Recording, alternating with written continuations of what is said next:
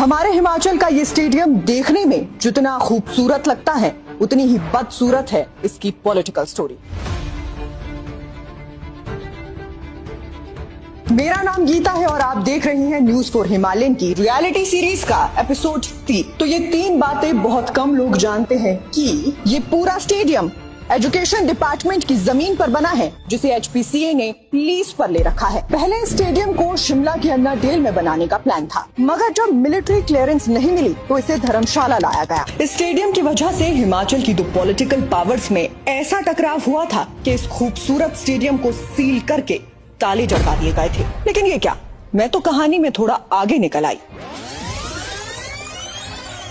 क्योंकि ये पूरी कहानी तो इस 26 साल के नौजवान से शुरू होती है। उस वक्त अनुराग ठाकुर की यही उम्र थी जब वो HPCA के प्रेसिडेंट बने थे। अनुराग युवा थे तो बिल्कुल नई टीम के साथ आए। खुद क्रिकेटर भी थे तो आने के साथ ही इंटरनेशनल क्रिकेट ग्राउंड बनाने का सपना देखा और किसी भी सरकार से एक नया पैसा लिए बिना 3 साल में स्टेडियम खड़ा कर दिया। अब स्टेडियम बना तो मैच खेले गए, मैचेस हुए तो भीड़ जुटी और फिर जब भीड़ जुटी तो जहां जनता वहां पॉलिटिक्स। क्योंकि स्टेडियम बनने के बाद जब कांग्रेस सत्ता में आई तो पहले HPCA के पैरेलल में एक नई क्रिकेट एसोसिएशन बना दी गई और पुराने की एफिलिएशन को ही रद्द करवा दिया गया। इसके बाद जब कांग्रेस दोबारा सत्ता में आई तो स्टेट गवर्नमेंट ने स्टेडियम सील करके अपने कब्जे में लेना चाहा, मगर यहीं पर अनुराग ठाकुर अड़ गए और फिर हुआ 2 सियासी ध्रुवों का टकराव।